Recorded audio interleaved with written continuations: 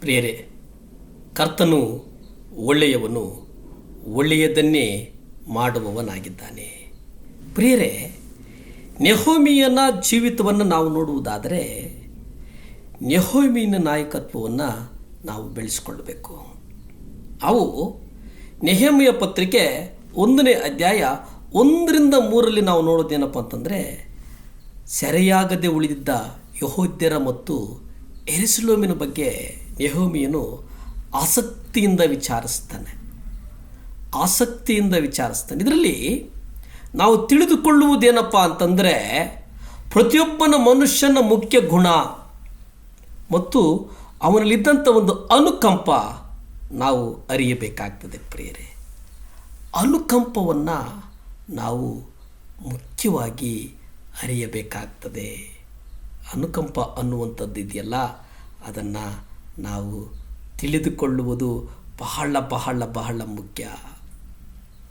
ನೀವು ಕರ್ತನ ಸೇವೆ ಮಾಡಲು ಉತ್ಸುಕರಾಗಿದ್ದರೆ ಮೊದಲು ನೀವು ಅನುಕಂಪವನ್ನು ಹೊಂದಿರಬೇಕು.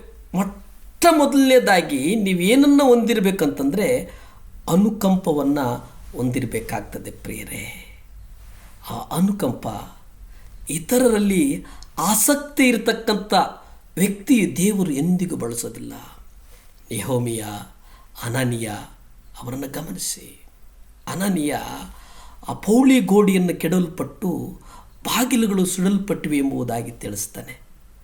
ನೆಹೆಮನಿಗೆ ಆ ಕೆಡವಲ್ಪಟ್ಟಂಥ ಗೋಡೆಗಳು, ಸುಡಲ್ಪಟ್ಟ ಬಾಗಿಲುಗಳ ಬಗ್ಗೆ ಒಂದು ಕಳವಳವಿತ್ತು. ಆ ವಾರ್ತೆಯನ್ನು ಕೇಳಿ ಅವನು ಕಣ್ಣೀರಾಗ್ತಾನೆ.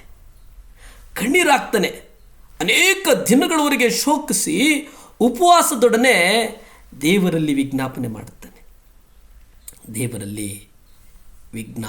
ಮಾಡುತ್ತಾನೆ. ಎಷ್ಟು ಚಂದ! ಇದನ್ನು ಕೇಳುವುದಕ್ಕೆ ಆತ್ಮಭಾರ ಇರಬೇಕು.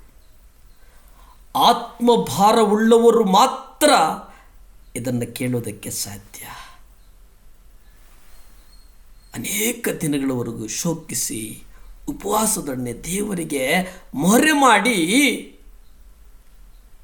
ದೇವರ ಬಳಿ ಇವನ ವಿಜ್ಞಾಪನೆಯನ್ನು ಮೊರೆ ಮಾಡ್ತಾನೆ. ದೇವರೇ, ಸಹಾಯ ಮಾಡು.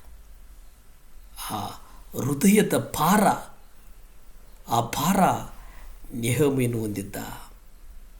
ಹಳೆಯ ಒಡಂಬಡಿಕೆ ವ್ಯಕ್ತಿ ನೆಹೆಮಿಯ, ಆದರೆ ಪವಿತ್ರಾತ್ಮನು ನಮ್ಮಲ್ಲಿರುವಂತೆ ಅವನಲ್ಲಿ ನೆಲೆಸಿರಲಿಲ್ಲ.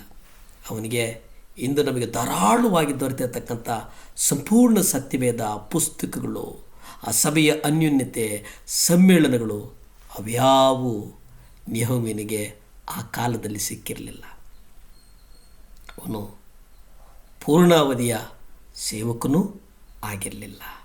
ಒಂದು ಪ್ರಾಪಂಚಿಕವಾದಂಥ ಒಂದು ಉದ್ಯೋಗವನ್ನು ಮಾಡ್ತಾ ತನ್ನ ಖರ್ಚು ವೆಚ್ಚಗಳನ್ನು ಸ್ವತಃ ತಾನೇ ವಹಿಸಿಕೊಂಡು ಕರ್ತನ ಸೇವೆಗೆ ಇಳಿದಿದ್ನು. ನೆಹೆಮಿಯ ಒಬ್ಬ ಸಂಪೂರ್ಣ ನಿಸ್ವಾರ್ಥಿ ಮತ್ತು ದೇವರ ನಾಮದ ಮಹಿಮೆಯೊಂದನ್ನು ಬಯಸಿದವನಾಗಿದ್ದನು.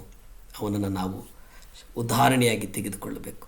ಅವನ ಹಾಗೆ ಬದುಕುವುದಕ್ಕೆ ನಾವು ಪ್ರಯತ್ನ ಮಾಡಬೇಕು. ನೆಹೆಮಿಯ ಅವನು ಒಳ್ಳೆಯವನು. ನೆಹೆಮಿಯ ಅವನು ಬಹಳ ಬಹಳ ಬಹಳ ಕರ್ತನಿಗಾಗಿ ನಂಬಿಕಸ್ಥನಾಗಿ ನಡೆದಂಥವನು. ಅವನು ಎಂದೂ ಖಿನ್ನನಾಗಿರಲಿಲ್ಲ. ಅವನು ಅರಸನ ಸನ್ನಿಧಿಯಲ್ಲಿ ಕೆಲಸ ಮಾಡಿದಂಥವನು. ಅವನು ವ್ಯಸನ ಪಡುವಂಥ ವ್ಯಕ್ತಿಯಾಗಿರಲಿಲ್ಲ.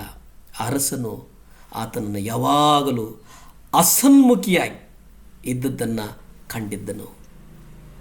ಆದರೆ ಆ ಅಸನ್ಮುಖಿತನ ಅವನು ಅರಸನ ಹೃದಯದಲ್ಲಿ ದಯೆ ದೊರಕುವ ಹಾಗೆ ಮಾಡಿತು. ಪ್ರಿಯರೇ, ಅದು ಬಹಳ ಮುಖ್ಯ. ನೆಹೆಮಿಯ ಯೆರೂಸಲೇಮಿಗೆ ಹೋಗಿ ಅಲ್ಲಿ 3 ದಿನಗಳ ಕಾಲ ಏನೂ ಮಾಡದೆ ಸುಮ್ಮನಿದ್ದನು. ಬಹುಶಃ ಅವನು ಉಪವಾಸ ಮತ್ತು ಪ್ರಾರ್ಥನೆ ಮಾಡಿರಬೇಕು. ಆ ಉಪವಾಸದ ಪ್ರಾರ್ಥನೆ ನಮಗೆ ಬೇಕು. ಪ್ರಾರ್ಥಿಸಿಕೊಳ್ಳೋಣ. ಭೂಮಿ ಆಕಾಶಗಳನ್ನು ಉಂಟು ಮಾಡಿದಂಥ ಸರ್ವಶಕ್ತನಾದಂಥ ದೇವರ ಸ್ತೋತ್ರಪ್ಪ. ಸಹಾಯ ಮಾಡು ದೇವರೇ. ಅಪ್ಪ, ಸಹಾಯ ಮಾಡು ಸ್ವಾಮಿ, ಸಹಾಯ ಮಾಡು ದೇವರೇ. ಯಾರ್ಯಾರು 7 ಲ್ಯಾಂಪ್ ಚಾನಲ್ ನೋಡ್ತಿದ್ದಾರೋ ನಿಮ್ಮ ರಕ್ತ ಚೆಲ್ಲಲ್ಪಡಲಿ ಸ್ವಾಮಿ. ಯಾವ್ಯಾವ ಕಷ್ಟದಲ್ಲಿದ್ದಾರೋ ಯೇಸುವೆ ಬಿಡುಗಡೆ ಕೊಡು, ಬಿಡುಗಡೆ ಕೊಡಿಸು.